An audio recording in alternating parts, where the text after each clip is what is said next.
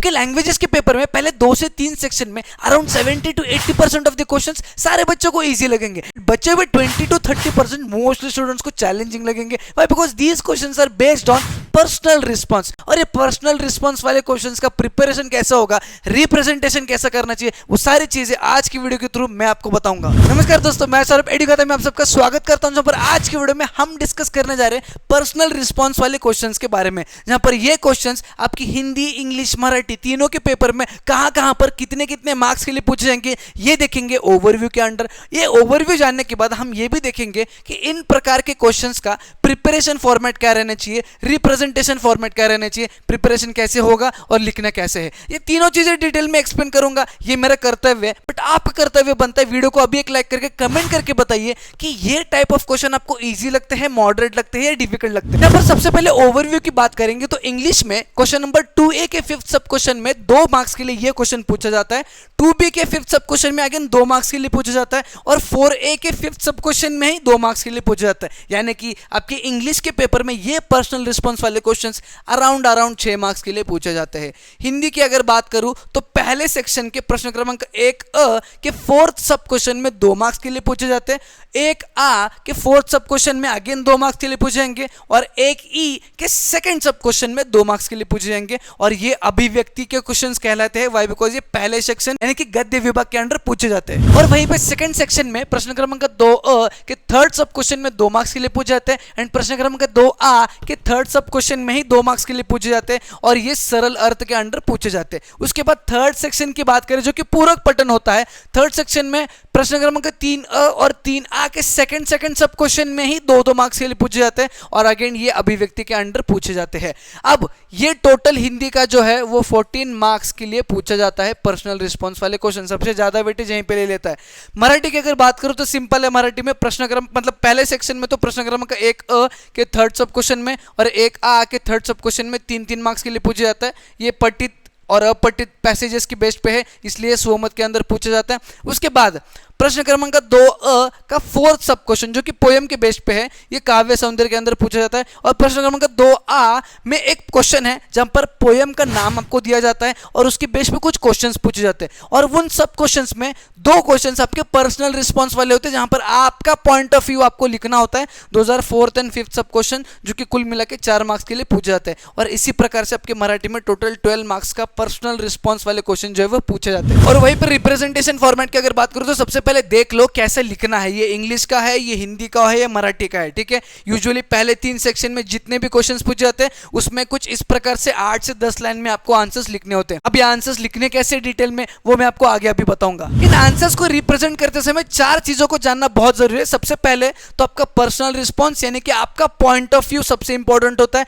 दूसरी चीज is expression, उस आंसर में आपके पॉइंट ऑफ व्यू को आप किस प्रकार से एक्सप्रेस करते हो, जिन भी चीजों को एक्सप्रेस कर रहे हो उसमें कितना क्रिएशन आपका है, कितना क्रिएटिविटी आपका है और जो भी आपने आंसर फ्रेम आउट किया है उससे आपकी इमेजिनेशन के बारे में पता चल जाता है कि क्या सोचकर आपने वो पर्टिकुलर आंसर जो है वो फ्रेम किया है। तो these 4 pillars are important pillars. अब अलग अलग कंडीशंस में क्वेश्चन पूछे गए, जहां पर पैसेजेस के बेस पे पूछे गए, कहीं पर पोएम के बेस पे पूछे गए, कहीं पर पूरक पठन के बेस पे पूछे गए। अब अलग अलग कंडीशंस में इन्हीं 4 पिलर्स की मदद से आपको आंसर्स को जो है वो फ्रेम करना जरूरी है। और आंसर्स को फ्रेम करते समय एक चीज जान लो, आपका ओपिनियन काफी यहां पर जरूरी है।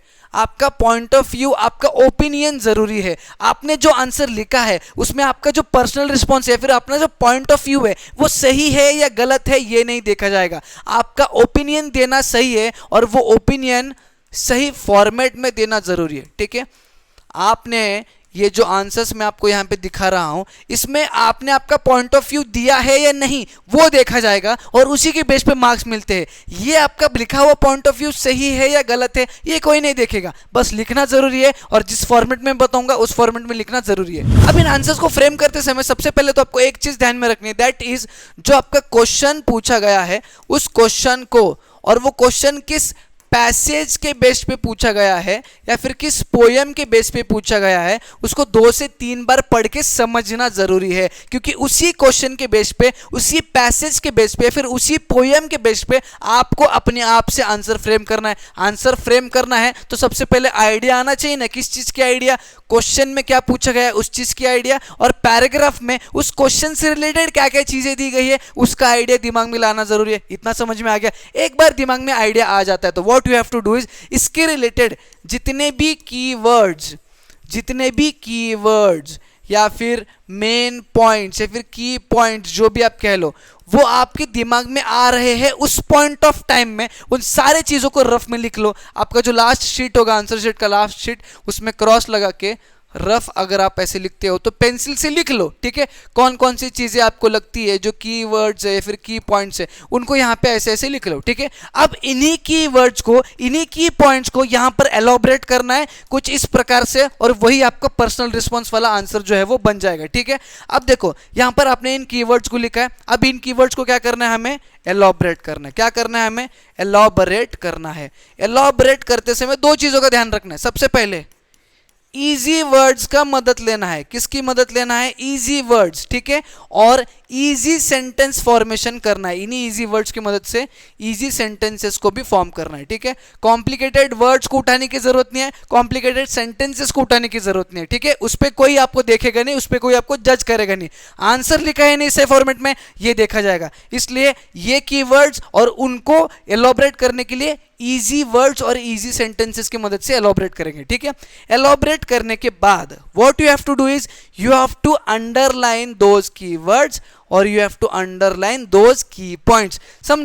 समझो यहां पर आपने आंसर लिखा है, ठीक है, आपने यहां पर आंसर लिख लिया है, उसमें आपके कुछ कीवर्ड्स है, ठीक है, आपके कुछ कीवर्ड्स है, तो पेंसिल से what you have to do is, आपको उसको बस ऐसा ऐसा अंडरलाइन करना है, ठीक है। जो भी कीवर्ड्स है या फिर जो भी की पॉइंट्स है जिनको आपने एलोबरेट किया है उस आंसर में, उसको क्या करना है, आपको यहाँ पे अंडरलाइन करना है। इससे क्या होगा, आप टीचर को बता रहे हो कि मैंने इनको यूज किया है और इनकी मदद से आंसर लिखा है। बेसिकली आप टीचर को इंप्रेस कर रहे हो, जो कि टीचर को आसान कर देगा आपको मार्क्स अलॉट करने में। Is that clear for you? समझ में आगे मैं क्या कहना चाहता हूँ? क्या करना है आपको? अंडरलाइन करना है उन कीवर्ड्स को या फिर की पॉइंट्स को जिसकी मदद से आपने आंसर लिखा है। अब देखो, 2 मार्क्स के लिए अगर पूछा जा रहा है तो 5 से 8 लाइन लिखो।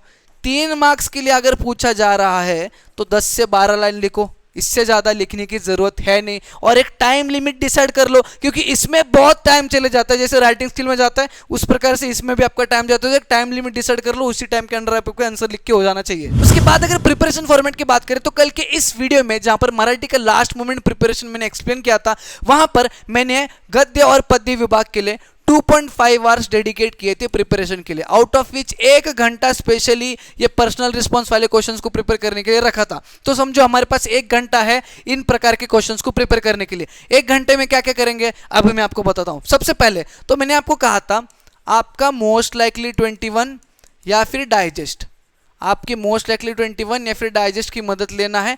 उसमें जितने भी लेसन्स आपके दिए गए हैं उसके अंडर गद्य पद्य के जो क्वेश्चंस दिए गए हैं, लेसन्स या पोएम्स के बेस पे जो क्वेश्चंस दिए गए हैं, वो क्वेश्चंस उसी फॉर्मेट में होते हैं जिस फॉर्मेट में एग्जामिनेशन में पूछे जाते हैं, ठीक है। अब इन प्रकार के क्वेश्चंस में ये पर्सनल रिस्पॉन्स वाले क्वेश्चंस को पकड़ेंगे, क्योंकि इनकी तो प्रैक्टिस आप कर रहे हो, इनकी प्रैक्टिस करने की जरूरत है। और ये तो ईजी है, जल्दी जल्दी प्रैक्टिस कर लोगे वर्कबुक सॉल्व करने की तरह। बट इनकी प्रैक्टिस करने के लिए what we have to do is, सबसे पहले तो समझो ये सॉल्व्ड एग्जांपल हमने पकड़ लिया, ठीक है। इसमें हम क्या करेंगे ना, इसमें हम क्या करेंगे, इस चीज को 2 बार रीड करेंगे। क्या करेंगे? 2 टाइम्स इसको रीड करेंगे। क्यों करेंगे रीड? क्योंकि ये जो आंसर लिखा है इसमें कौन कौन सी चीजें कैसे कैसे तरह से एक्सप्रेस की गई है, ये समझने के लिए हम इसको 2 बार पढ़ेंगे, ठीक है। रिवर्स साइकोलॉजी से जाएंगे, 2 बार पहले इसको पढ़ेंगे, पढ़ने के बाद हमें समझ में आएगा कि क्वेश्चन में जो पूछा गया है उससे रिलेटेड इसमें कितने सारी चीजें मेंशन की गई है, और जो चीजें मेंशन की गई है उसको किस प्रकार से मेंशन की गई है, जो कीवर्ड्स इन्होंने यूज किया उसको किस प्रकार से इन्होंने एलोबरेट किया, ये आपको पता चलेगा जब 2 बार उसको पढ़ोगे। उसके बाद क्या करना है, इसी चीज को एक बार